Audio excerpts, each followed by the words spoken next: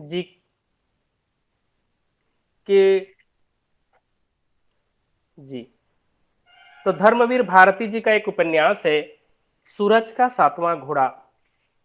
उसी उपन्यास को आज हम लोग पढ़ेंगे और फिर देखेंगे कि जो धर्मवीर भारती जी हैं और उनका जो उपन्यास है सूरज का सातवां घोड़ा, वो किस तरह का उपन्यास है और उस उपन्यास में समाज के निम्न मध्यम वर्गीय परिवार के जीवन को किस तरह से प्रस्तुत किया गया है। और अक्सर हम लोग देखते हैं कि जो निम्न मध्यम वर्गीय परिवार है आज के समाज में, लोअर मिडिल क्लास पीपुल जिसको हम लोग कहते हैं, तो इस लोअर मिडिल क्लास पीपुल किस प्रकार से सामाजिक मान्यताओं के दायरे में बंधे रहते हैं, किस प्रकार से उनके पास सामाजिक मान्यताएं होती हैं, सामाजिक बंदिशें होती हैं, और उन्हीं बंदिशों में किस प्रकार से बंधे हुए वे लोग अपने मन की बात किसी से शेयर नहीं कर पाती और उनके मन की मुराद किस प्रकार से पूरी नहीं हो पाती, और एक मानसिक पीड़ा, एक मानसिक उत्पीड़न के साथ किस प्रकार से जिंदगी जीते हैं, उसी समस्या को इस उपन्यास में उभारा गया है, या यूँ कहें प्रस्तुत किया गया है।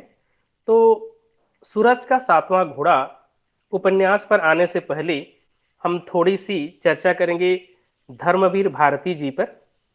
तो धर्मवीर भारती आधुनिक हिंदी कथा साहित्य की एक प्रमुख हस्ताक्षर हैं और उन्होंने जो उपन्यास लिखे, चाहे गुनाहों का देवता और सूरज का सातवां घोड़ा, ये दोनों ही बहुचर्चित उपन्यास रहे और ये दोनों ही मनोवैज्ञानिक उपन्यास, साइकोलॉजिकल नोवेल हैं, जिसमें मनोविज्ञान का सूक्ष्म निरीक्षण हुआ है।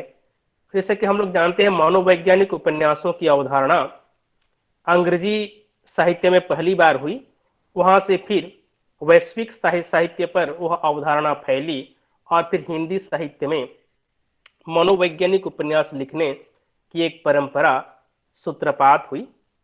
तो देखते हैं कि धर्मवीर भारती जी का ये जो उपन्यास है सूरज का सातवां घोड़ा, प्रतीकात्मक एक तरह से मीथ का प्रयोग है कि राइटर, रचनाकार किस प्रकार से एक मिथक, एक पौराणिक विषय, एक पौराणिक आख्यान को लेकर, एक प्रचलित, पूर्व प्रचलित एक मिथक को लेकर, एक युक्ति को लेकर, एक सूक्ति को लेकर किस प्रकार से उन्होंने आधुनिक जीवन संदर्भों को उसमें पिरोया है और निम्न मध्यम वर्गीय परिवार की जो त्रासदी है, किस प्रकार से उन निम्न मध्यम वर्गीय परिवार के लोगों के बीच ये आपसी मानसिक तनाव है, उन विषयों को इसमें उभारा गया है।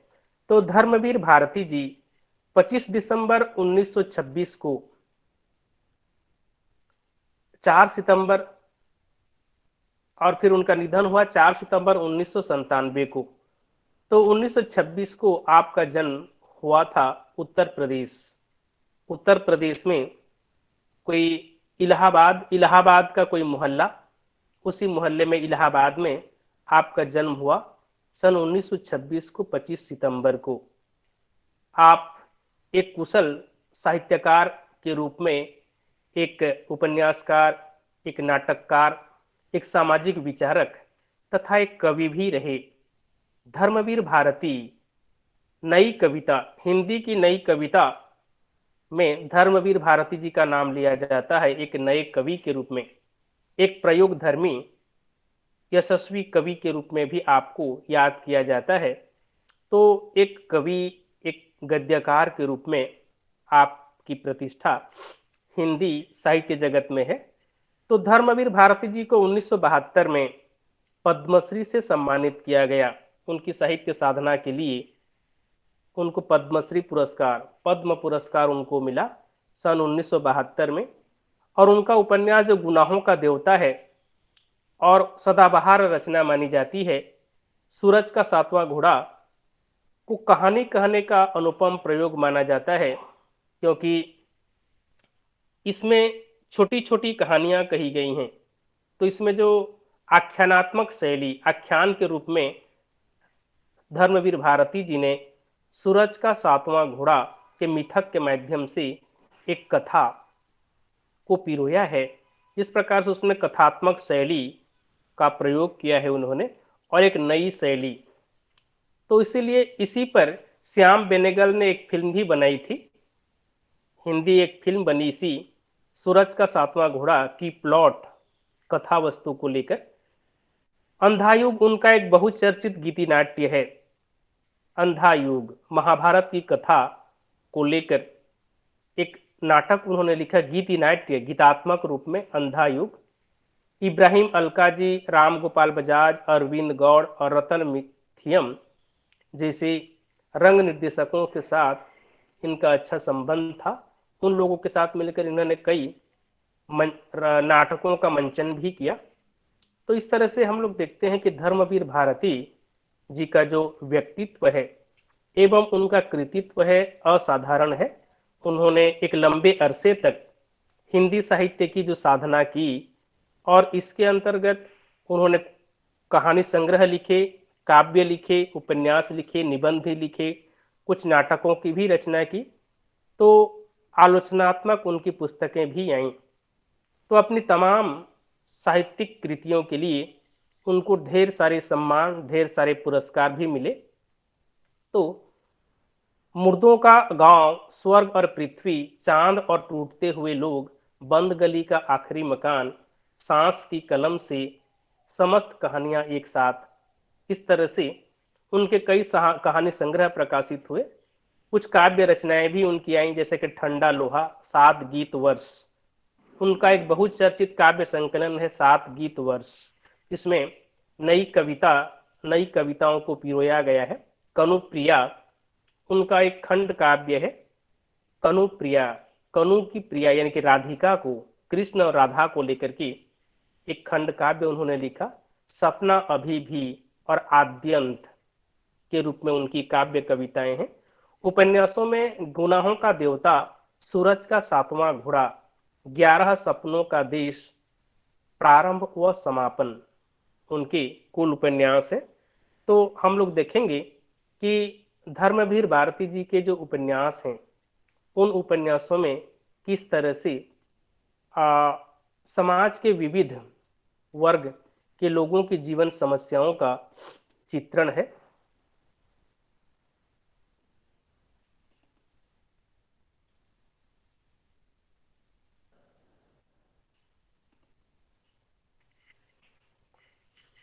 तो धर्मवीर भारती जी के जो उपन्यास हैं उन उपन्यासों में एक प्रमुख उपन्यास है गुनाहों का देवता।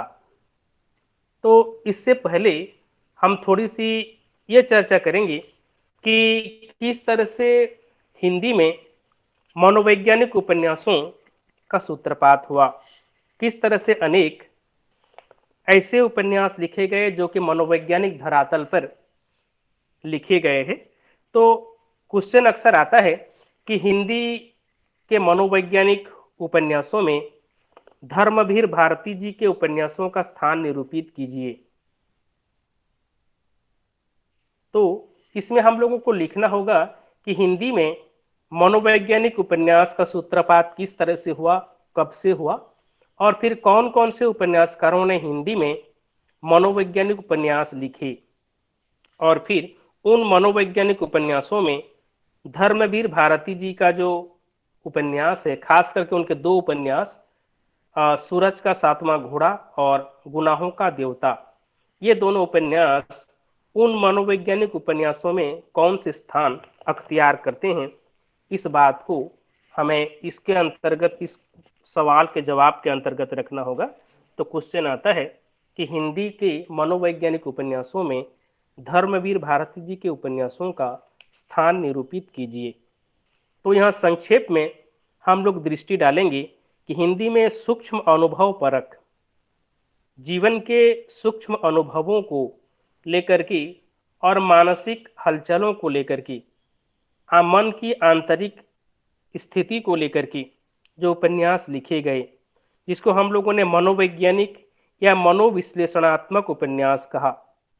और आप लोगों को पता भी होगा कि जो पश्चिमी साहित्य में अंग्रेजी में सिगमंड फ्रायड एक मनोवैज्ञानिक, एक साइकोलॉजिस्ट, मनोवैज्ञानिक आए, सिगमंड फ्रायड।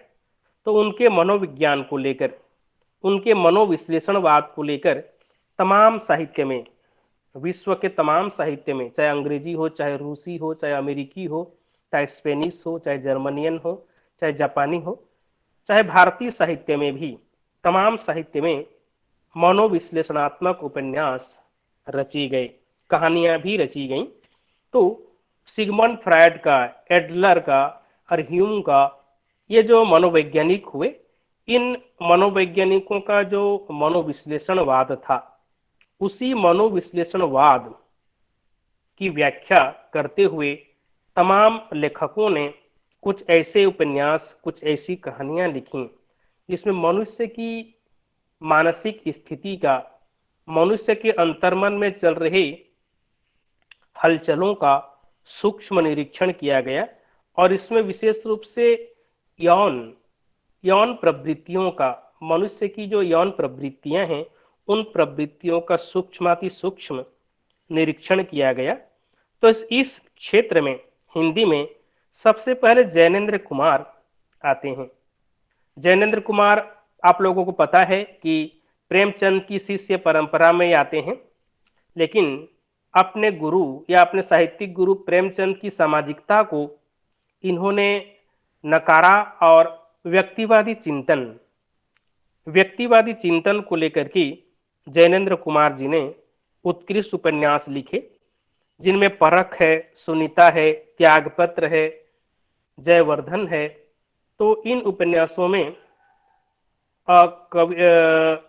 जैनेन्द्र जी ने विशेष रूप से सुखदा है, विवर्त है, व्यतीत है, तो विशेष रूप से सुनीता हो चाहे त्यागपत्र हो, इन उपन्यासों में उन्होंने नारी की मानसिक स्थिति का, नारी के अंतर्मन का सूक्ष्म निरीक्षण किया और यह जानने की कोशिश की कि एक नारी के मन में क्या कुछ चल रहा होता है, एक नारी किस तरह से अपने आप को सामाजिक दायरे में रखकर, सामाजिक मान्यताओं को ताक पे न रखते हुए, उनका सम्मान करते हुए किस प्रकार से अपने मन की व्यथा, अपनी अंतर व्यथा को दबा कर रखती है, इसका सूक्ष्म निरीक्षण जैनेन्द्र कुमार जी ने अपने उपन्यासों में किया है। फिर आते हैं इलाचंद्र जोशी। तो इलाचंद्र जोशी जी के जो उपन्यास हैं, चाहे सन्यासी हो, चाहे मुक्ति पथ हो, चाहे प्रेत और छाया, जहाज का पंछी, सुबह के भूले, जिप्सी और भूत का भविष्य, इन उपन्यासों में इलाचंद्र जोशी जी ने उसी सिगमंड फ्रायड के मनोविश्लेषणवाद का सफल प्रयोग किया है।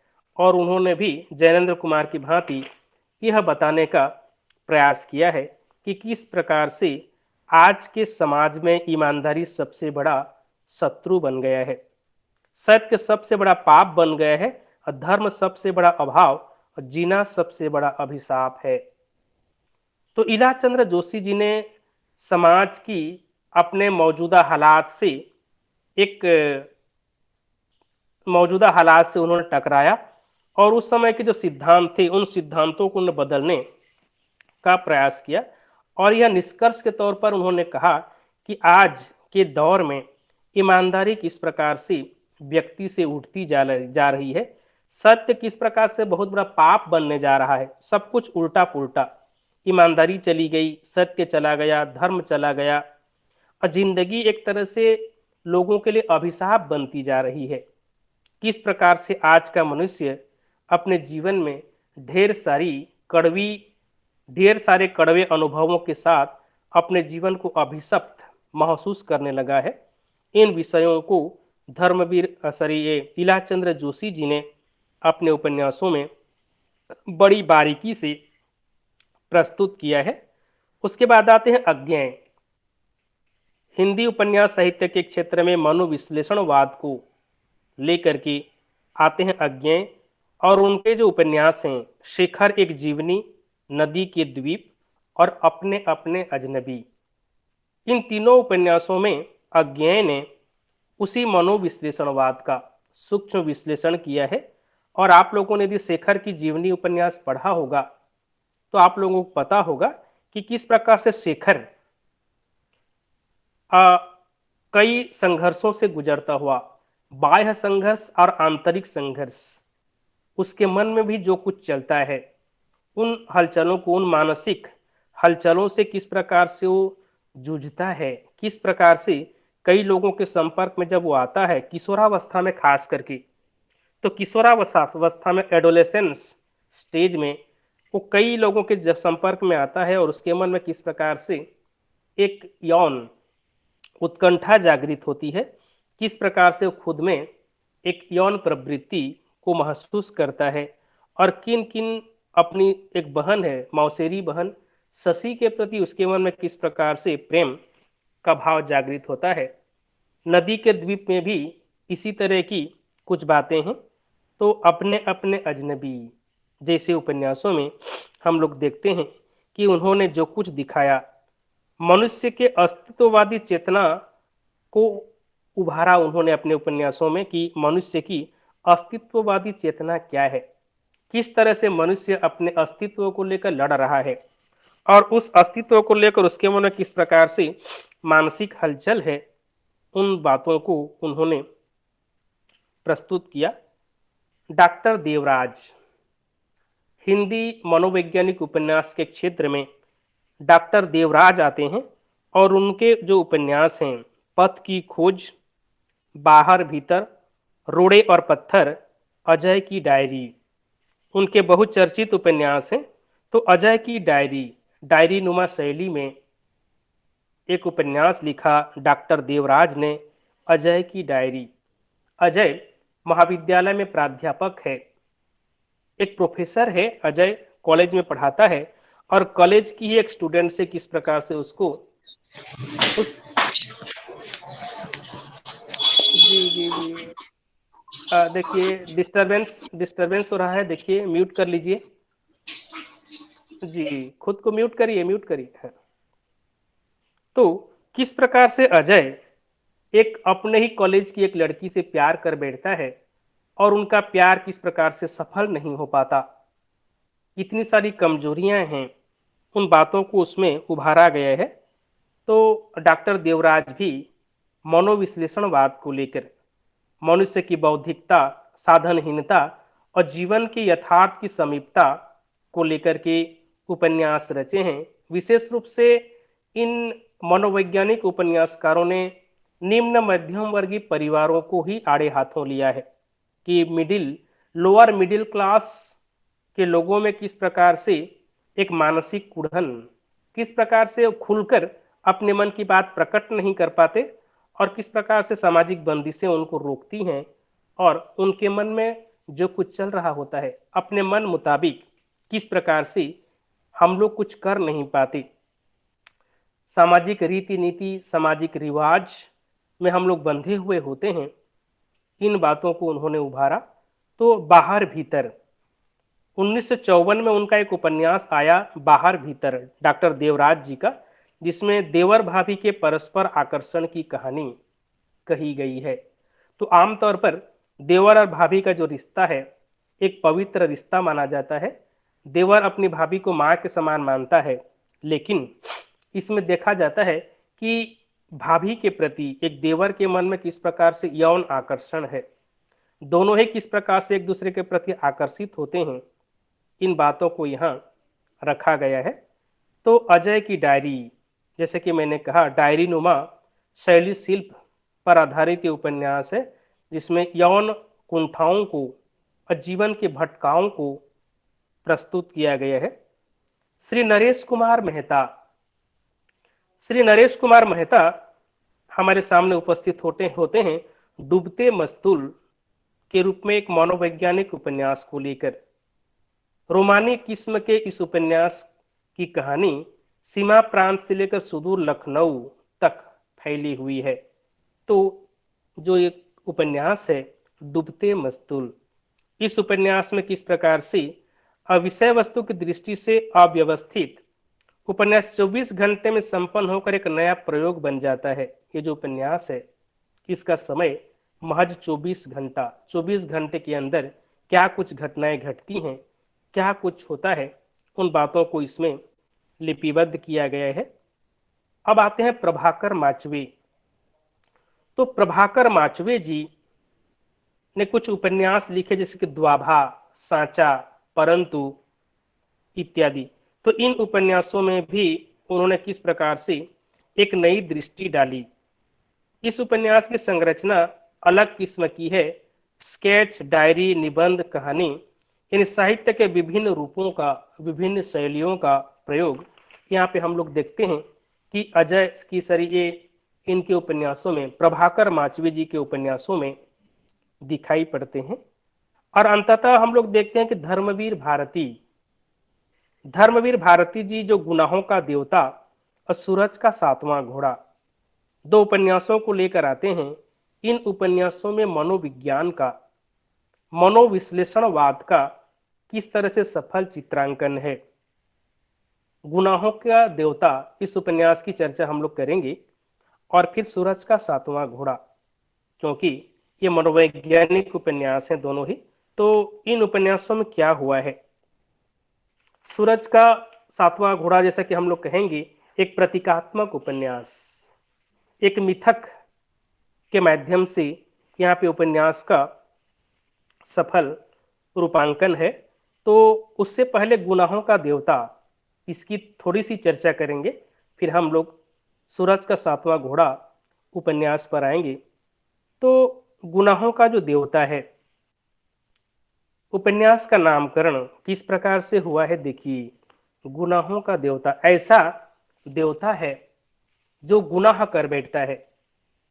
देवतुल्य आदमी एक व्यक्ति है जो देवता के समान है, लेकिन वो गुनाह कर बैठता है। वो गुनाह क्या है, किस तरह का गुनाह हम उसको करते हुए यहाँ पाते हैं। तो यह देखिए क्या हो रहा है कि डॉक्टर राम स्वरूप चतुर्वेदी जी हैं, एक विशिष्ट समालोचक हिंदी के। तो राम स्वरूप चतुर्वेदी जी कहते हैं इस उपन्यास के संदर्भ में कि न इसमें भावनाओं की उड़ान है, न मनोविज्ञान का आग्रह है, और न यथार्थ की नग्नता। गुनाहों का जो देवता है, इस उपन्यास में भावनाओं की उड़ान नहीं है। लेखक भावनाओं में नहीं बह जाता, भावनाओं की उड़ान नहीं भर पाता। न तो मनोविज्ञान का कोई आग्रह है और न ही यथार्थ की कोई नग्नता। यथार्थ को भी पूरी नग्न रूप में प्रस्तुत नहीं किया गया है। फिर भी क्या हुआ है, सब कुछ के अतिरिक्त कुछ और भी जिसकी हम विवेचना नहीं कर पाते, और वह है इसमें बरबस आकर्षित करने में समर्थ है। ये जो उपन्यास है गुनाहों का देवता, इसमें चंदर और सुधा, चंद्र कुमार कपूर और सुधा के जीवन संदर्भ को लेकर, उन दोनों के प्रेम प्रसंग को लेकर यह गुनाहों का देवता उपन्यास लिखा गया है। तो इस उपन्यास में जिस प्रकार से हम लोग देखते हैं कि वासनात्मक प्रेम, जो प्रेम होता है, जो लव होता है, एक तो स्पिरिचुअल लव होता है, एक तो फिजिकल लव होता है, और एक तो मेंटल लव। तीन तरह के जो प्यार होते, प्रेम होते हैं। तो मानसिक, कायिक और आत्मिक। तो जो चंद्र कुमार है, जिसको चंदर के रूप में प्रस्तुत किया गया है, किस प्रकार से वो सात्विक प्रेम को प्रश्रय देता है, और किस प्रकार से सात्विक प्रेम ही उसे गुनाहों का देवता बना देता है। इस बात की ओर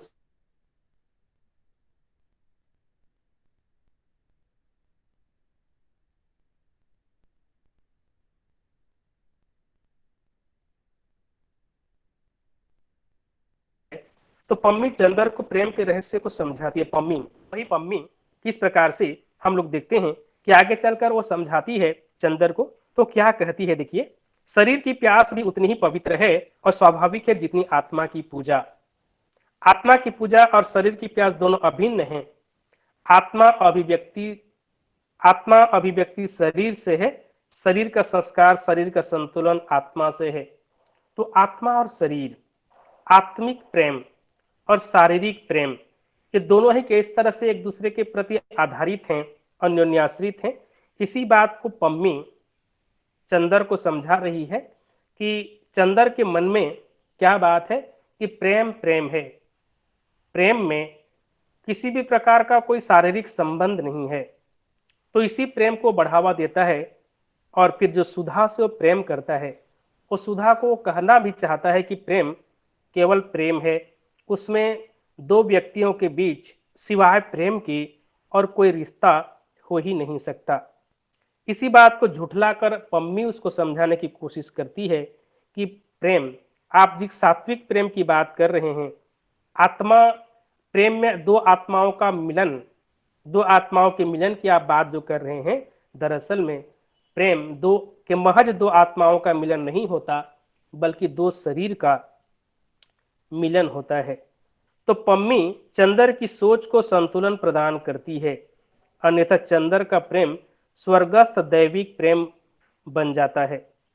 तो इस तरह से देखते हैं कि चंदर किस प्रकार से गुनाहों का देवता में एक देवता बनना चाहता है, जो कि जीवन की सच्चाई नहीं है। कोई देवता नहीं बन सकता, यहाँ इंसान के रूप में पैदा होता है तो उसको इंसान के रूप में ही रहना होता है। स्वर्गस्थ दैविक प्रेम यहाँ वांछनीय नहीं है। तो गुनाहों का देवता मध्यवर्गीय प्रेम की कहानी है, उसी मिडिल क्लास पीपुल, उसी मध्य वर्ग के लोगों की प्रेम कहानी को लेकर गुनाहों का देवता लिखा गया है। तो इसमें लेखक खुद कहते क्या है कि मेरी निगाह में तो समाज की वर्तमान मान्यताएं और व्यवस्था एक बहुत बड़ा गुनाह है, क्योंकि वह आधुनिक तरुण के स्वस्थ विकास की हत्या कर डालता है और नतीजा यह होता है कि हमारे राष्ट्र के युवक कभी अपने वैयक्तिक अंतर्विकारों को और उलझनों से उबर कर एक स्वस्थ सामाजिक धरातल पर नहीं आ पाते। तो उपन्यासकार क्या कहते हैं? धर्मवीर भारती जी का कहना है कि जो हमारी भारतीय मान्यताएं हैं, हमारी जो कल्चर है, हमारी जो संस्कृति है, इस संस्कृति में हम लोग यौन प्रवृत्ति को खुले मन से स्वीकार नहीं कर पाते। जैसा कि वेस्टर्न कल्चर में, पश्चिमी देशों में जो कुछ होता है, मन चाहा किसी से शादी कर ली, मन चाहा किसी को डिवोर्स दे दिया, तो उनके बीच में जो रिश्ता होता है, वैवाहिक रिश्ता, वह शाश्वत नहीं होता। कई जन्मों का बंधन वे लोग नहीं मानते, उनकी कुछ अपनी मान्यताएं हैं। हम लोग भारतीय संस्कृति के लोग, हम लोग विवाह को पवित्र बंधन, एक जन्मों का नहीं बल्कि कई जन्मों का, सात सात बंधनों का रिश्ता मानते हैं और उस रिश्ते को जिंदगी भर निभाते हैं। बहुत कुछ एडजस्ट करके भले ही हमें चलना पड़ता है, लेकिन पश्चिमी देशों में ऐसा नहीं होता। कोई लोग चाहे तो किसी को डिवोर्स दे सकते हैं, चाहे तो किसी को फिर से second marriage, third marriage, fourth marriage, कई बार वो लोग शादियां कर सकते हैं, शादी कर सकते हैं। ऐसा हमारे यहाँ हिंदू धर्म में या हिंदू रीति नीति में नहीं होता।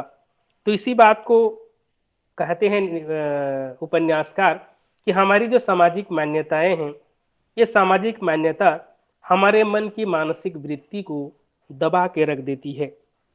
तो कथाकार कहता भी है कि जिंदगी सिर्फ आर्थिक पहलू तक सीमित नहीं है, और यह भी समझता था कि जीवन को सुधारने के लिए सिर्फ आर्थिक ढांचा बदल देने पर भी जरूरत नहीं है। तो महज इकोनॉमिक कंडीशन, आर्थिक स्थिति ही हमारी जिंदगी को सुधार नहीं सकती। यदि हमारे पास पैसा ही हो गया, धन संपत्ति ही हो गई, तो हम लोग अपने जीवन को सुखी नहीं बना सकते। तो रुपया, पैसा, धन संपत्ति के अलावा भी हमें कुछ चाहिए, वह मानसिक शांति, वह मानसिक तृप्ति मनुष्य को चाहिए, जिसकी पूर्ति हमारी धन संपत्ति कदापि नहीं कर सकती। तो सुधा के साथ भी यही होता है।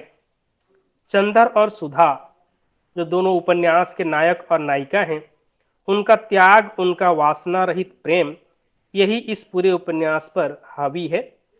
देखा जाता है कि किस प्रकार से चंदर सुधा को एक ईश्वरीय वस्तु मानता है, किस प्रकार से उन दोनों के बीच ऐसा संबंध है जो महज प्रेम है, सात्विक प्रेम। वह सात्विक प्रेम कभी भी शारीरिक प्रेम में तब्दील नहीं हो पाता, और इसीलिए उन दोनों के बीच चाहे जो भी रिश्ता हो, वह रिश्ता इतना सफल नहीं हो पाता। तो इसी संदर्भ में राजेंद्र यादव जो एक कथाकार हैं, उनका कहना है कि गुनाहों का देवता एक व्यक्तिवादी उपन्यास है, क्योंकि उसमें व्यक्ति का चित्रण है, उसकी मन स्थितियों का वर्णन है और उसकी भावनाओं के विकास ह्रास का आकलन है। और वह व्यक्ति है चंद्र कुमार कपूर।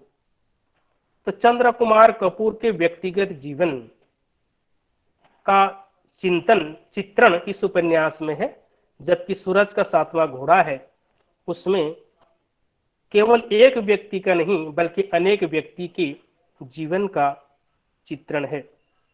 तो इस तरह से गुनाहों का देवता में हम लोग देखते हैं कि प्रेम और वासना किस प्रकार से एक दूसरे के परिपूरक हैं।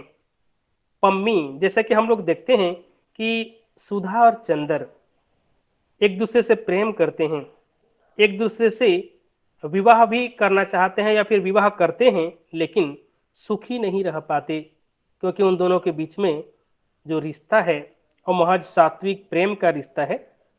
और इसीलिए चंदर की जिंदगी से सुधा निकल जाती है, अलग हो जाती है, क्योंकि उसकी सुधा को चंदर से वह तृप्ति, वह मानसिक तृप्ति मिल नहीं पाती है और इसलिए वो अपनी जिंदगी को अधूरी महसूस करने लगती है। इसीलिए यह प्रेम ऐसा सरल, शुद्ध और निस्वार्थ है कि उसमें सेक्स की झलक भी नहीं दिखाई देती। और दिखाई भी कैसे दे, क्योंकि सेक्स तो वहीं उभरता है जहां के पुरुष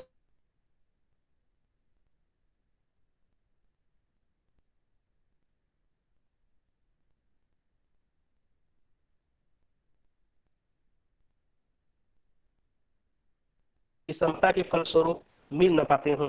तो ऐसी स्थिति, तो इस तरह से गुनाहों का देवता में हम लोग देखते हैं कि उसकी जिंदगी में जब पम्मी आती है, चंदर की जिंदगी में एक ईसाई लड़की पम्मी जब आती है, तब वह देखती है कि चंद्र कुमार कपूर किस प्रकार से प्रेम को सही ढंग से परिभाषित नहीं कर पा रहा है। तो पम्मी जब उसको सही तरह से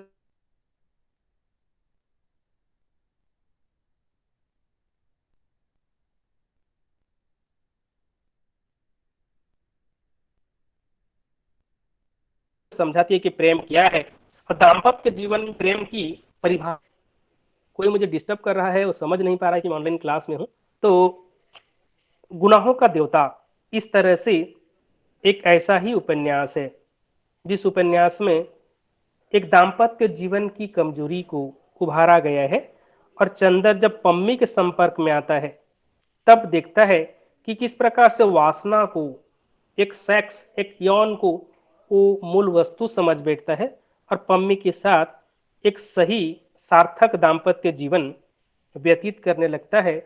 तो तब चंदर को पश्चाताप होता है कि उसने यदि सुधा को वह प्यार दे पाता, उस समय उसके साथ यदि वो दाम्पत्य जीवन को सही ढंग से जी पाता, तो सुधा के साथ निश्चित रूप से उसका न्याय होता।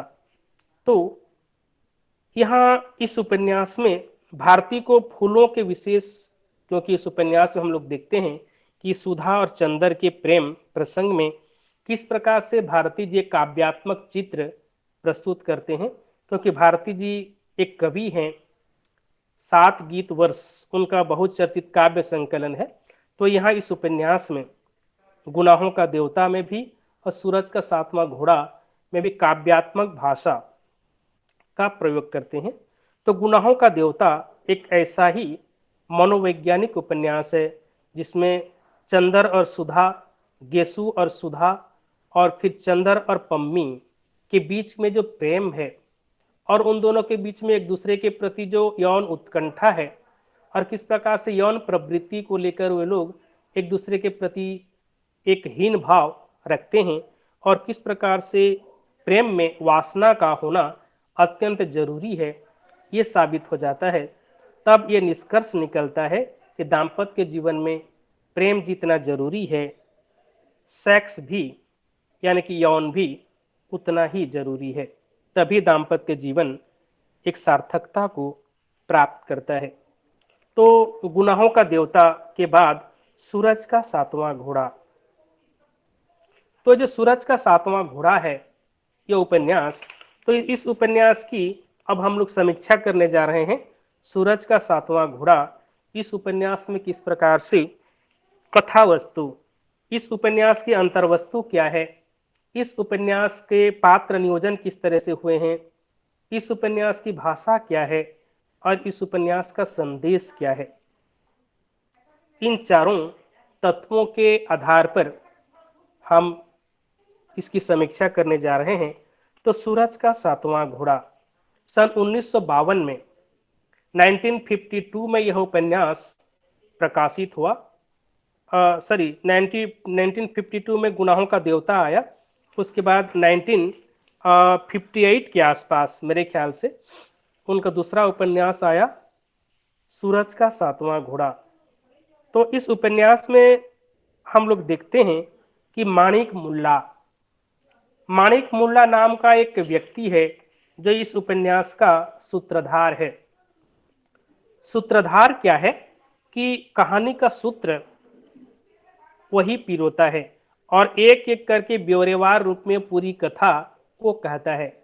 जैसे कि नाटक में एक सूत्रधार होता है और वही सूत्रधार पूरे नाटक का संचालन करता है, ठीक उसी प्रकार इस उपन्यास में भी माणिक मुल्ला नाम का एक व्यक्ति है जो उपन्यास का एक प्रमुख पात्र है। कह सकते हैं कि वह उपन्यास का नायक है। तो वह एक कथात्मक शैली में क्या करता है, एक कथा कहता है। तो दोपहरी 7 दोपहरी में गर्मी के दिनों में गांव में चौपाल में बैठकें होती हैं और उसी चौपाल चर्चा के दौरान माणिक मुल्ला क्या करता है, पंचतंत्र हितोपदेश या 10 कुमार चरित जैसी कथात्मक रचनाओं की भांति कथात्मक शैली में भी यह उपन्यास क्योंकि रचा गया है, इसकी शैली कथात्मक शैली है, आख्यानात्मक शैली है। जिस प्रकार से हम लोग कल देख रहे थे जिंदगी नामा में किस प्रकार से बड़े शाह पूरे गांव के लोगों को इकट्ठा करके शरद पूर्णिमा की रात को एक कथा कहते हैं और उसी कथात्मक शैली में पूरे अंचल की कथा कहते चले जाते हैं। ठीक उसी प्रकार यहाँ माणिक मुल्ला भी एक कथा नहीं बल्कि अनेक कथाओं को पिरोकर एक नई कथा बनाता है और फिर देखते हैं कि एक एक करके अपने मित्रों के साथ 7 दोपहरी में, एक दोपहरी में नहीं बल्कि एक दिन दूसरे दिन तीसरे दिन करके 7 दिनों में, 7 दोपहरी में, गर्मी के दिनों की दोपहरी में जब उनके दोस्त उस चौपाल पर इकट्ठे होते हैं तो उन अपने दोस्तों के साथ वह किस प्रकार से कुछ कथाएं कहता है। और वो जो कथाएं कहता है वह कथा एक तरह से प्रेम प्रसंग पर ही आधारित है। तो प्रेम प्रसंग को किस प्रकार से वो अपने मित्रों के साथ प्रस्तुत करता है और उनके मित्र क्योंकि सब नौजवान हैं किस प्रकार से उन प्रेम प्रसंगों का आनंद लेते हैं और प्रतीकात्मक रूप से किस प्रकार से धर्मवीर भारती जी उस माणिक मुल्ला के सूत्रधार के माध्यम से सूरज के 7 घोड़ों जो है 6 घोड़ों की जर्जर अवस्था और अंतिम जो घोड़ा है 7वां घोड़ा, उस 7वें घोड़े की किस प्रकार से उस 7वें घोड़े के किस प्रकार से भविष्य को लेकर आशावान होते हैं और जो 7वां घोड़ा है किस प्रकार से एक नई पीढ़ी है, आने वाली पीढ़ी, और वही पीढ़ी किस प्रकार से एक स्वतंत्र रूप से एक नई जीवन दृष्टि के साथ समाज में आएगी और एक स्वस्थ समाज का निर्माण करेगी। इसी प्रतीकात्मक प्रयोग के साथ यह उपन्यास का निर्माण हुआ है। तो सूरज का 7वां घोड़ा प्रतीकात्मक प्रयोग है, एक मिथक का प्रयोग है। हम लोग जानते हैं कि सूरज, कहीं भी हम लोग देखते हैं सूर्य देव की तस्वीर, वो घोड़े पर सवार रहते हैं और उनकी रथ पर, उनका जो रथ होता है उनके रथ पर 7 घोड़े जुते हुए होते हैं, एक एक करके 7 घोड़े। तो वो जो 7 घोड़े हैं एक एक पीढ़ी के प्रतीक हैं। निम्न मध्यम वर्गीय परिवार के सदस्यों के वो सभी घोड़े प्रतीक हैं। और सबसे जो अंतिम घोड़ा, सातवां घोड़ा है, वह सातवां घोड़ा और कोई नहीं बल्कि केवल आज की नई पीढ़ी है। जो हमारे सामने जो नई पीढ़ी आ रही है, तो आज के आधुनिक युग की वह जनरेशन है। वही जनरेशन किस प्रकार से स्वतंत्र रूप से सामाजिक मान्यताओं को तोड़ते हुए किस प्रकार से स्वतंत्र जीवन जी सकता है और अपनी मानसिक स्थिति को, अपनी यौन उत्कंठाओं को किस प्रकार से स्वतंत्र रूप से प्रस्तुत कर सकती है, उसी बात को प्रतीकात्मक रूप से इस उपन्यास में कहा गया है। तो पहली दोपहरी में माणिक मुल्ला क्या कहते हैं, नमक की अदायगी पूरी करते हैं।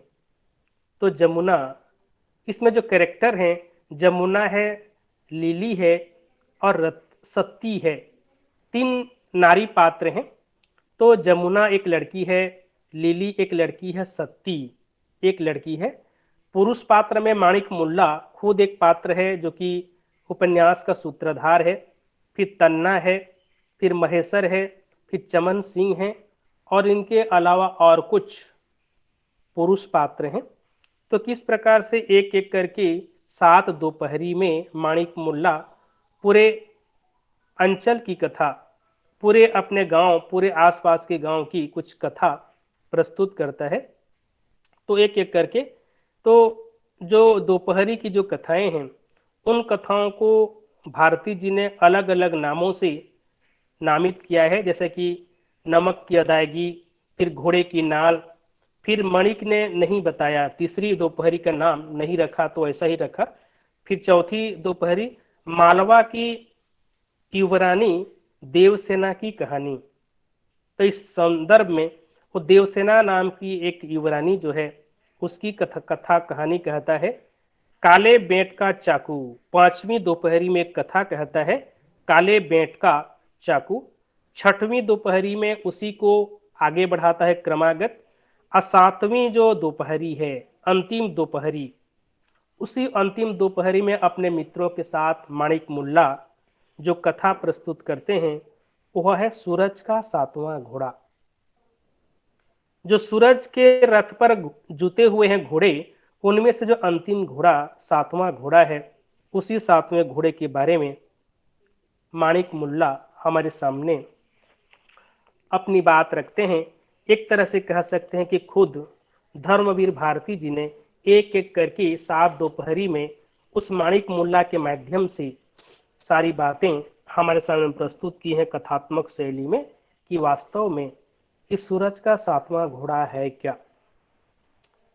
तो थोड़ी सी दृष्टि डालेंगे इन सात दोपहरियों में कही गई कथाओं पर, क्या कुछ माणिक मुल्ला कहता है।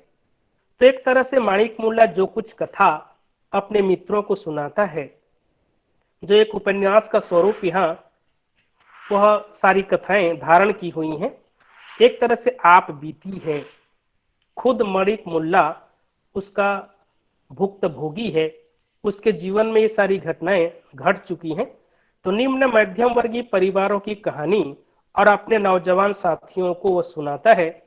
तो निम्न मध्यम वर्गीय परिवार में जो ये सब कुछ चलता है, किस प्रकार से जमुना, लिली और सत्ती, तीन जो युवतियां हैं, इन तीनों युवतियों का किस प्रकार से माणिक मुल्ला से रिश्ता है और कैसा रिश्ता, क्या वह रिश्ता सफल है या नहीं है। जैसा कि हम लोग गुनाहों का देवता में देखते हैं कि चंदर और उस लड़की के साथ, सुधा के साथ जो संबंध है, वह संबंध सार्थक नहीं है, सफल नहीं हो पाता, क्योंकि उसमें वासना नहीं है, तृप्ति नहीं है। ठीक उसी प्रकार यहाँ देखेंगे कि माणिक मुल्ला के साथ इन तीनों लड़कियों का क्या रिश्ता है। वह अधूरा रिश्ता किस प्रकार से अधूरा बनकर रह जाता है और किस प्रकार से बंदिशें, सामाजिक मान्यताएं, ये रीति रिवाज किस प्रकार से एक दूसरे से प्यार करने वाले युवक और युवतियों को आपस में मिलने नहीं देती और किस प्रकार से उनको जुदा कर देता है ये समाज, ये सामाजिक बंदिशें, इन्हीं बातों को भारती जी ने यहाँ प्रस्तुत किया है। तो कुछ कहता है माणिक मुल्ला अपने मित्रों से जब एक एक करके सारी दोपहरियों में कथा सुनाता चला जाता है, तो पहली दोपहरी में जब वो कहता है तो उस माणिक मुल्ला से साक्षात्कार कराते हैं रचनाकार। यदि आप लोग किताब पढ़ेंगे सूरज का सातवां घोड़ा, तो उसमें कवि धर्मवीर भारती जी उपन्यासकार कुछ निवेदन करते हैं पाठकों से, पाठक समाज से परिचय सर देते हैं माणिक सर परिचय। हेलो। सर तो पेज परिचय, नंबर बता देंगे सर। नहीं नहीं, इसमें पेज नंबर आप लोगों का जो बुक है MHD 15, इसमें आप लोग देख सकते हैं पेज नंबर 16, 16 नंबर पेज में देखिए कि रचनाकार जो भारती जी हैं किस प्रकार से अपने उपन्यास में सूरज का सातवां घोड़ा में माणिक मुल्ला का परिचय देते हैं।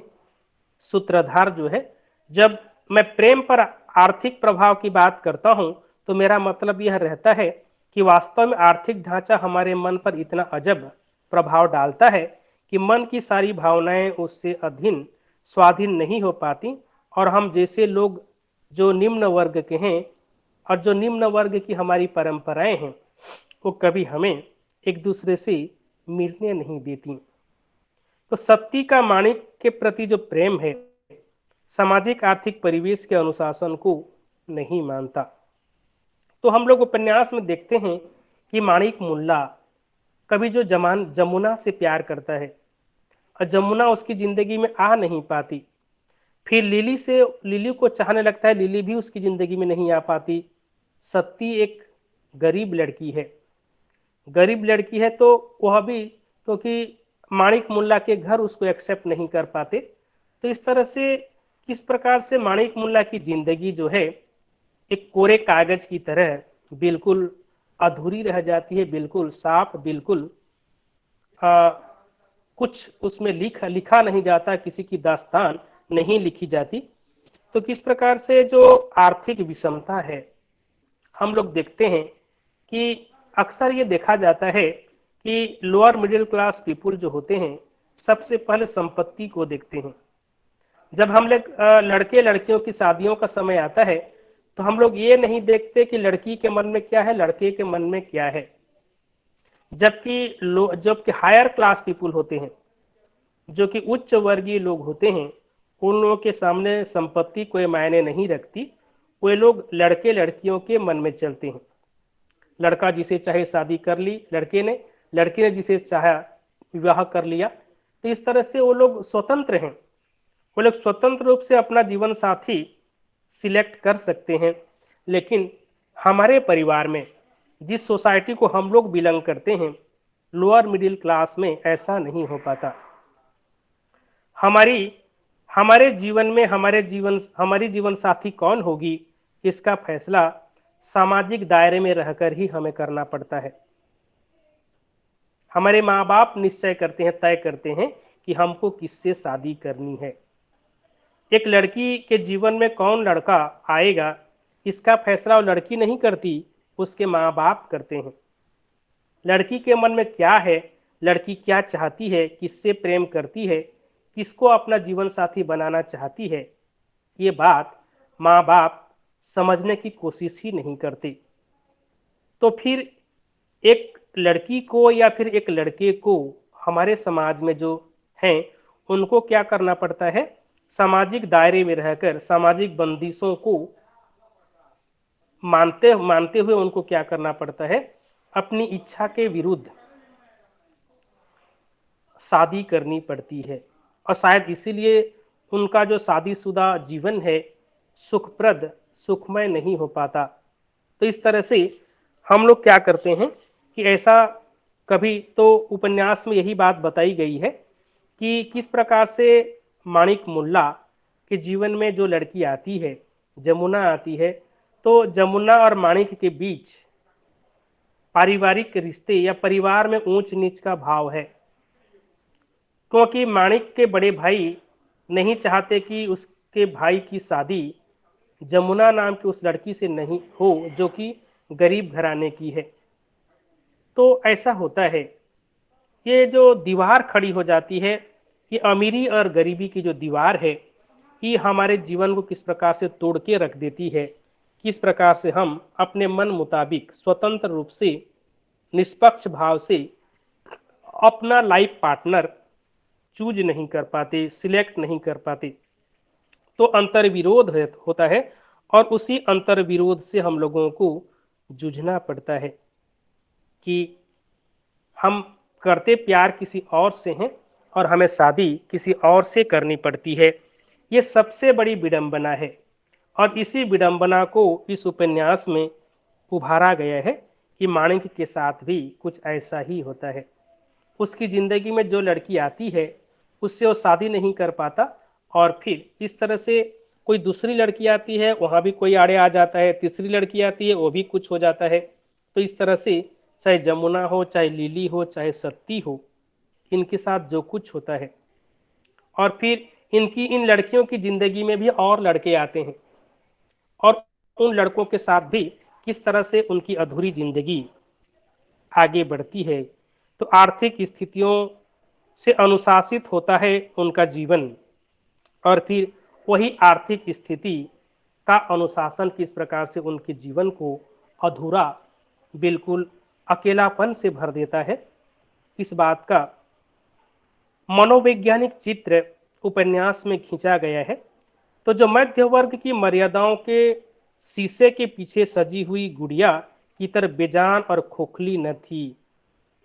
तो गूंगी गुड़िया की बात जब हम लोग करते हैं कि आज के दौर में भी, हालांकि धर्मवीर भारती जी का यह उपन्यास सन 1958 यानी कि 60 के दशक के आसपास लिखी गई औपन्यासिक कृति है। उस दिन से लेकर के आज के दिन को यदि हम सोचेंगे, देखेंगे, तो बहुत कुछ बदलाव आया है। आज की स्थिति बहुत कुछ सुधर गई है। आज लोअर क्लास पीपुल भी, लोअर मिडिल क्लास पीपुल भी अपने बच्चों को कुछ आज़ादी दे रहे हैं। बच्चे अपने मन से अपने जीवन साथी अब तय करने लगे हैं।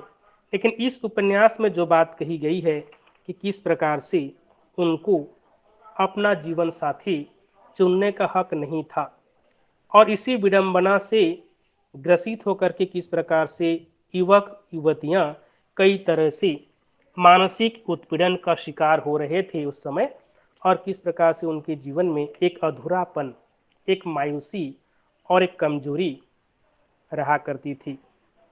तो कथाकार का यहाँ मानना है, कथाकार का यहाँ कहना है कि सूर्य के रथ को आगे बढ़ना ही है। उपन्यास के अंतिम छोर पर, अंतिम दोपहरी में माणिक मुल्ला जो कुछ कहता है, उसी संदर्भ में एक उक्ति आती है कि सूर्य के रथ को आगे बढ़ना ही है। हुआ यह है कि हमारे वर्ग विगलित, अनैतिक, भ्रष्ट और अंधेरे जीवन की गलियों में चलने से सूर्य का रथ काफी टूट फूट गया है, और बेचारे घोड़ों की तो यह हालत है कि किसी की दुम कट गई है। तो कथाकार प्रतीकात्मक रूप से किस प्रकार से मिथक के माध्यम से आज के समाज की जर्जर स्थिति को चित्रित कर रहा है। कहता है सूर्य के रथ को आगे बढ़ना ही होगा। सूर्य का रथ समय का रथ है, और समय के रथ को कोई रोक नहीं सकता, चाहे जो भी हो। बड़ी से बड़ी विपत्ति भी क्यों न खड़ी हो जाए, समय गतिशील होकर ही रहेगा। समय को कोई रोक नहीं सकता, समय थम नहीं सकता, तो समय बढ़ता ही जाएगा। चाहे कोरोना आए, चाहे और कुछ आए, चाहे और कुछ आ जाए, वैश्विक विपत्ति, महामारी, कितनी बड़ी महामारी क्यों ना आ जाए, समय आगे बढ़ के ही रहेगा। उस समय रूपी रथ को कोई रोक नहीं सकता। तो सूर्य का रथ काफी टूट फूट गया है। कथाकार का मानना है कि जो सूर्य का रथ जो है, वह प्राचीन रूढ़िवादी जो हमारी संस्कृति है, वह पूरी तरह से टूट फूट कर बिखर गई है। बेचारे जो घोड़े हैं, उसमें जो 7 घोड़े जूते हुए हैं, उनमें से 6 घोड़ों की हालत बहुत खराब हो गई है। किसी की पूंछ कट गई है, किसी के पैर उखड़ गए हैं, किसी के खुर में ठठरी हो गई है, किसी के खुर घायल हो गए हैं, किसी के घोड़े के पंख अब कटने को हैं, किसी के गर्दन फिर भी किसी के गर्दन में कुछ हो गया है। सारे के सारे घोड़े जर्जर अवस्था में हैं, लेकिन अंतिम घोड़ा जो सातवां घोड़ा है वह मदमस्त है। वह उसमें एक नया जुनून है, एक नया जोश है। वह घोड़ा है भविष्य का घोड़ा। तो जो सातवां घोड़ा है वह और कोई नहीं बल्कि भविष्य का घोड़ा है। हमारी जो भावी पीढ़ी है, आने वाली जो जनरेशन है, वही कमिंग जनरेशन, वह सातवां घोड़ा है जो तन्ना जमुना और सत्ती के नन्हे निष्पाप बच्चों का घोड़ा है।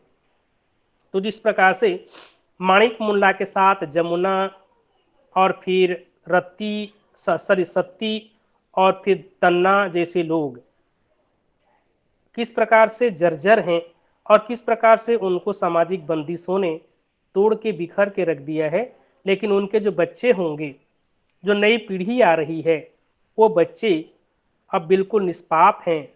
उनके सामने कोई बंदिशें नहीं हैं, उनके सामने कोई अड़चने नहीं हैं। वो लोग स्वतंत्र रूप से अपना जीवन जी सकते हैं। उनके सामने कोई बाधा नहीं है। उसमें ज़्यादा प्रभाव होगा, ज़्यादा अमृत होगा। तो कथाकार आशावादी है। अब पूरी आशा के साथ, ऑप्टिमिस्टिक थॉट के साथ, ऑप्टिमिज्म है यहाँ। तो आशावादी होकर के कथाकार कहता है कि जो सूरज का सातवां घोड़ा है, जिसमें इन लोगों के, चाहे माणिक मुल्ला, चाहे जमुना, चाहे सत्ती, चाहे लिली जैसे लोगों के बच्चे होंगे, नई पीढ़ी होगी, और इनके साथ जो कुछ हुआ वैसा उनके बच्चों के साथ नहीं होगा, ऐसा आशावान दिखाई पड़ते हैं कथाकार। यद्यपि बाकी 6 घोड़े दुर्बल, रक्तहीन और विकलांग हैं, पर सातवां घोड़ा जो है वो तेजस्वी है, शौर्यवान है और पूरी आस्था के साथ, पूरी निष्ठा के साथ, पूरे विश्वास के साथ अपना भविष्य गढ़ सकता है। अपनी तकदीर वह खुद बदल सकता है, क्योंकि उसकी तकदीर को बदलने में कोई बंदिशें नहीं हैं, कोई सामाजिक मान्यता, कोई बंधन, कुछ भी उनके जीवन में नहीं है। इसीलिए वे क्या कर सकते हैं, स्वतंत्र रूप से अपनी जिंदगी की दास्तान खुद लिख सकते हैं। तो सूरज का सातवां घोड़ा 7 दोपहरी में आख्यानात्मक शैली में, कथात्मक शैली में कथाकार यहाँ पे क्या करते हैं, माणिक मुल्ला के सूत्रधार के रूप में एक एक करके सारी कथाओं का वर्णन, चित्रण करते चले जाते हैं और आखिरकार ये निष्कर्ष देते हैं कथाकार स्वयं कि जो सातवां घोड़ा है वह सातवां घोड़ा जरूर भविष्य का घोड़ा है, और वही घोड़ा एक दिन आकर के पूरी दुनिया की तस्वीर बदल सकता है। वही घोड़ा एक दिन निम्न मध्यम वर्गीय परिवार के सदस्यों की तकदीर लिख सकता है। उनके जीवन में नई जीवन शैली और नए जीवन के आदर्श, नए जीवन के सिद्धांत आ सकते हैं और स्वतंत्र रूप से वो लोग जिंदगी जी सकते हैं। तो अब थोड़ा सा और आगे बढ़ेंगे और हम लोग देखेंगे कि सूरज का जो सातवां घोड़ा है, इसकी अंतर वस्तु को तो हम लोगों ने देखा, जो इसकी विषय वस्तु है, इसकी जो कथा वस्तु है, इस कथा शिल्प में हम लोगों ने देखा कि एक तरह की एक कथात्मक ब्यौरेवार ढंग से पूरी कथा कही गई है, जो कि हमें यथार्थ लगती है। उस कथा के माध्यम से जिस प्रकार से माणिक मुल्ला अपनी आप बीती हमारे सामने प्रस्तुत करते हैं, वह आप बीती जो खुद माणिक मुल्ला की जिंदगी में घट चुकी हैं, सारी घटनाएं एक एक करके घटी हैं और उनकी आंखों देखी ही नहीं बल्कि भोगी हुई जिंदगी की वो दास्तान हमारे सामने प्रस्तुत की गई हैं। उसमें हम लोग देख रहे हैं कि किस प्रकार से इसका जो वस्तु संगठन है, इसका जो वस्तु कथा विन्यास है, किस प्रकार से सुगठित है, सुसंगठित है। और हालांकि ये कथात्मक या मिथक के रूप में लेखक ने प्रस्तुत किया है, लेकिन मिथ होकर भी प्रतीकात्मक रूप से रचनाकार ने जिस प्रकार से आज के समाज की सच्चाई को प्रस्तुत किया है, ऐसा नहीं लगता कि ये कोई आख्यानात्मक कृति है, बल्कि यथार्थ के धरातल पर लिखी गई एक कथा कृति के रूप में ये हमें लगती है। तो निवेदन के दौरान जिस प्रकार से भारती जी अपने मन की बात प्रस्तुत करते हैं, कथा शैली भी कुछ अनोखी ढंग की है, जो है तो वास्तव में पुरानी ही, पर इतनी पुरानी कि आज के पाठक को कुछ नई या अपरिचित सी लगती है। तो ऐसी कुछ बातें यहाँ पे उन्होंने कहा है। तो पूरे जो विषय वस्तु है, उपन्यास का जो पूरा कथानक है, इसमें जिस प्रकार से मिथक के माध्यम से रचनाकार ने निम्न मध्यम वर्गीय परिवार के जीवन की त्रासदी को एक एक करके चित्रित किया है कि जमुना जैसी लड़की जो माणिक मुल्ला से प्रेम करती है, उसकी माँ जमुना की माँ इनकार कर देती है अपनी बेटी की शादी माणिक मुल्ला से करने के लिए, और माणिक मुल्ला के परिवार भी नहीं चाहते कि अपने बेटे, उसका बड़ा भाई चाहता है कि नहीं चाहता कि उसके छोटे भाई की शादी एक गरीब घराने की लड़की से हो। तो किस प्रकार से आखिर जमुना की माँ को अपनी बेटी जमुना की शादी एक ऐसे व्यक्ति से, एक बूढ़े व्यक्ति, इसको तिहाजू कहा गया है, एक बूढ़े तिहाजू जमींदार के साथ एक जवान लड़की की शादी कर दी जाती है। तो तिहाजू का मतलब है जिसकी तीसरी शादी हो रही हो, पहले से जिसकी 2 शादियां हो चुकी हों, 3 नंबर शादी तिहाजू, दूसरी शादी करेगा तो दिहाजू, ऐसा।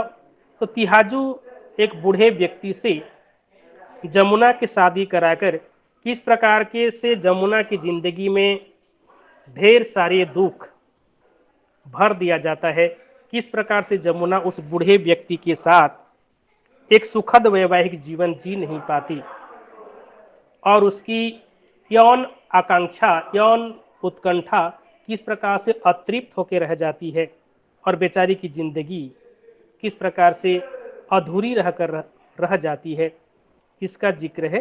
जैसा कि हम लोग निर्मला उपन्यास में देखते हैं कि निर्मला की मां को आखिर हार मानकर अपनी बेटी की शादी एक बूढ़े 45 साल के एक बूढ़े व्यक्ति से करनी पड़ती है, जिसके पहले से ही 3 लड़के रहते हैं।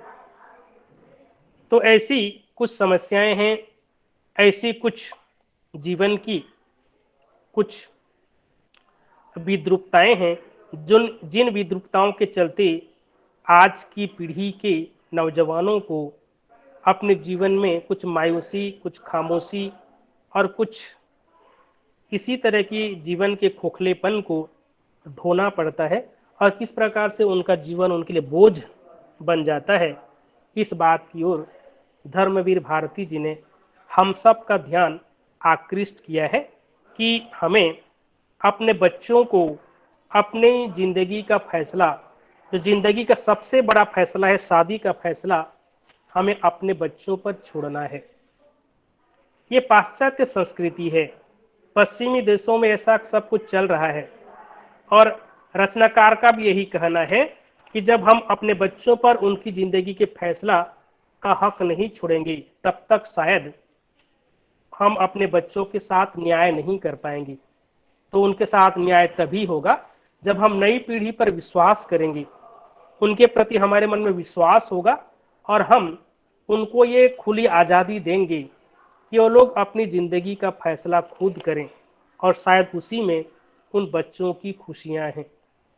तो जो अंतिम घोड़ा है, सूर्य का वह 7वां घोड़ा, सूरज का 7वां घोड़ा आज की नई पीढ़ी है, जो स्वतंत्र रूप से अपना जीवन जी सकती है।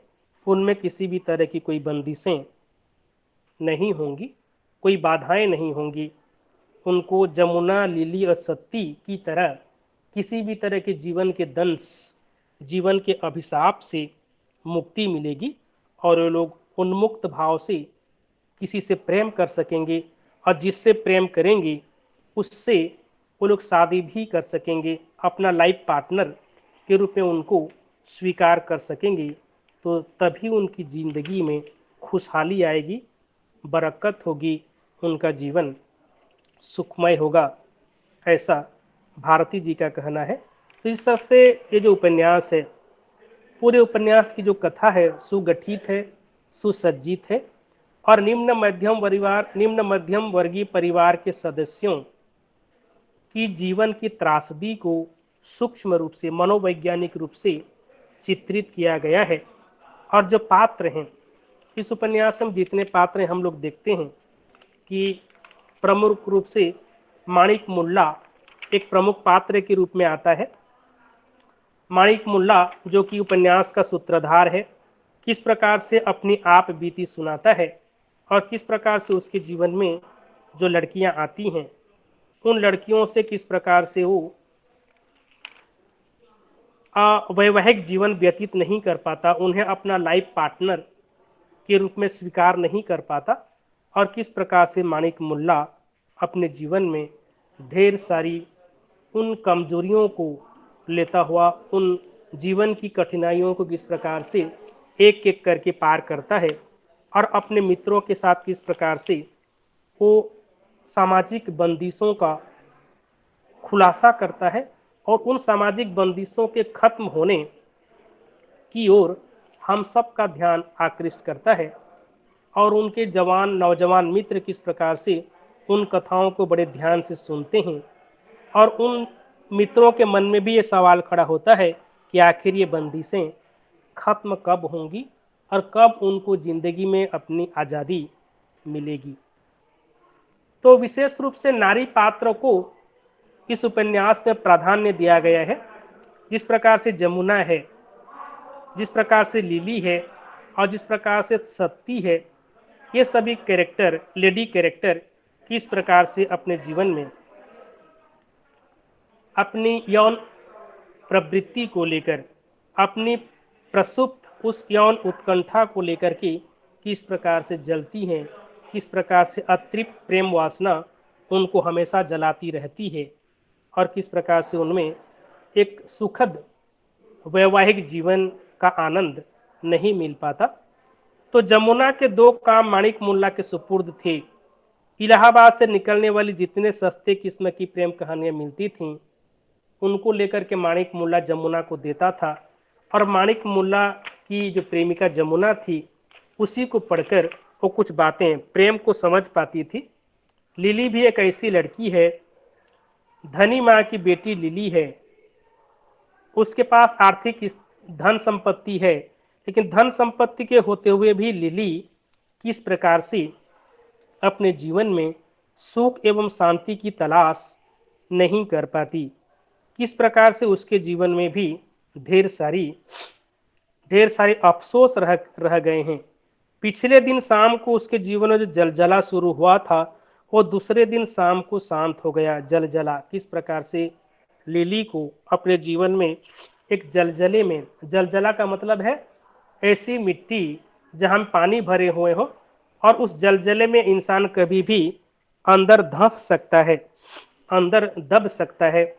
ऐसे जीवन के जलजले से लिली को गुजरना पड़ता है और किस प्रकार से संपन्न होते हुए भी, आर्थिक रूप से संपन्न होते हुए भी किस प्रकार से वह भी अपने जीवन में सुख और शांति की तलाश नहीं कर पाती।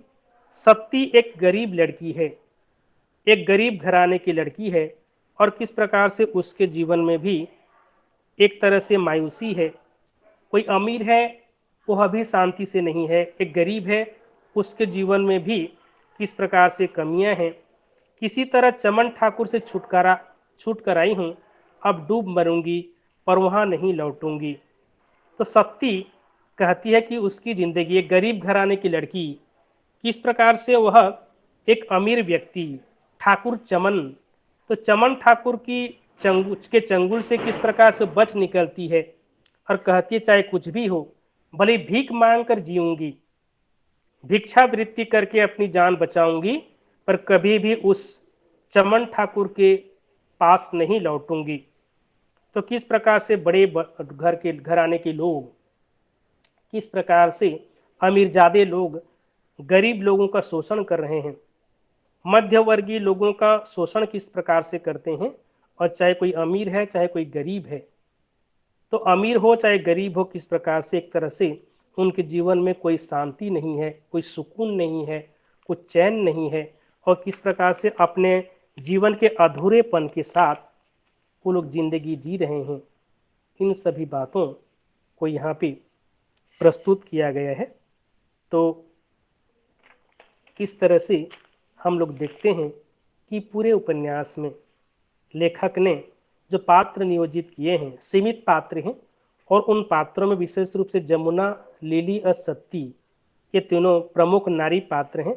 और इनके पात्र नियोजन में या इनके चरित्र के निर्माण में धर्मवीर भारती जी को पूर्णतः सफलता मिली है कि उन्होंने इन निम्न मध्यम वर्गीय परिवारों की जो लड़कियां हैं, इन लड़कियों के जीवन में किस प्रकार से उन्होंने जीवन के अधूरेपन को भरा है, और किस प्रकार से उनके मन का, उनकी मानसिक स्थिति का, उनके मन की यौन उत्कंठाओं का सूक्ष्म विवेचन किया है कि पैसा किसी के जीवन को शांति प्रदान नहीं कर सकता, धन संपत्ति किसी के जीवन की यौन उत्कंठाओं को पूरी नहीं कर सकता।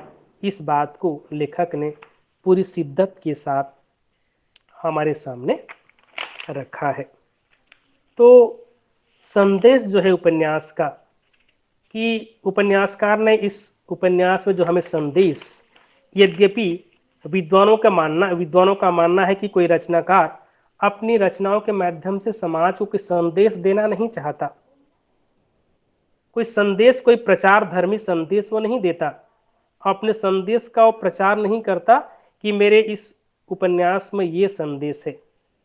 ये पाठक समाज का कर्तव्य है, ये पाठक समाज की अपनी जिम्मेदारी है कि वह उस कृति में जो संदेश छुपा हुआ होता है, उस छुपे हुए संदेश को उद्घाटित करना, बाहर निकालना और अपने जीवन में उतारना, और हो सके तो समाज के सामने भी उसको शेयर करना, प्रस्तुत करना एक पाठक का कर्तव्य होता है। एक पाठक की नैतिक जिम्मेदारी होती है कि किसी भी रचना के संदेश को वो जन जन तक पहुंचाए और अपने जीवन में भी उतारे। तो जो संदेश है इस उपन्यास का, जो उद्देश्य है, जो प्रतिपाद्य है, सूरज का सातवां घोड़ा हमें यह संदेश देता है कि आज की जो नई पीढ़ी है, इस आज के नई पीढ़ी को जो लेखक ने सातवां घोड़ा के रूप में प्रस्तुत किया है, उसको हमें मुक्त होकर जिंदगी जीने का अधिकार सौंपना होगा। यदि उनको हम लोग बांध के रखेंगे, उनके सामने हम यदि सारी सामाजिक नैतिक जिम्मेदारियों को थोप देंगे, और जब तक व्यक्ति स्वतंत्र नहीं होगा, तो व्यक्ति स्वातंत्र का मुद्दा इसमें उठाया गया है कि जब तक व्यक्ति स्वतंत्र रूप से सामाजिक बंधनों को तोड़ता हुआ, रीति रिवाजों को तोड़ता हुआ स्वतंत्र रूप से अपना जीवन नहीं जिएगा और अपना जीवन पथ खुद तलाश नहीं करेगा, तब तक एक नया समाज, एक नया राष्ट्र बन ही नहीं सकता। तो इस तरह से हम लोग देखते हैं कि धर्मवीर भारती जी ने इस उपन्यास में आज की नई पीढ़ी को सातवां घोड़ा के रूप में प्रस्तुत किया है, और उनके सामने एक संदेश रखा है कि आज की नई पीढ़ी को प्राचीन रूढ़िवादी मान्यताओं को तोड़ते हुए, जो रूढ़िवादी परंपराएं हैं, जो ढकोसले हैं, जो दिखावा है, उन सामाजिक दिखावे को, उन सामाजिक मान्यताओं को, उन सामाजिक बाह्य आडंबर को तोड़ते हुए आगे बढ़ना होगा और अपने हिसाब से अपनी जिंदगी की तकदीर उनको लिखनी होगी। तो इसी संदेश इस उपन्यास में छिपा हुआ है। तो प्रमुख रूप से चार बातें, कि एक उपन्यास की कथा, एक उपन्यास के पात्र, तीसरे में उपन्यास की भाषा। इस उपन्यास में जो भाषा है, क्योंकि ग्रामीण परिवेश पर आधारित है, ये सूरज का सातवां घोड़ा एक गांव की चौपाल, और उसी चौपाल में माणिक मुल्ला इस प्रकार से 7 दोपहरी में 7 आख्यान, 7 कथाओं को प्रस्तुत करता है। तो ग्रामीण भाषा में, ग्रामीण आम बोलचाल की हिंदी भाषा में कवि ने कथात्मक शैली में और चित्रात्मक भाषा प्रयोग के माध्यम से अपने कथ्य को, अपने प्रतिपाद्य को हमारे सामने प्रस्तुत किया है। तो इसकी भाषा सरल, सहज तथा आकर्षणीय है, प्रभावी है और संदेश महान है। इसका जो संदेश है, भले ही इस उपन्यास को हम एक महाकाव्यात्मक कृति नहीं कह सकते, क्योंकि इसमें महाकाव्यात्मक चेतना नहीं है, क्योंकि ये जो उपन्यास है, इसमें कोई ऐसा माणिक मुल्ला महज एक सूत्रधार बन के रह गया है। उसको उपन्यास का नायक तो कह सकते हैं, लेकिन महानायक के सारे गुण उसमें नहीं है, केवल सूत्रधार है। केवल वो किनारे रहकर या फिर तटस्थ रहकर ही सारी कथाएं एक एक करके हमारे सामने प्रस्तुत कर रहा है।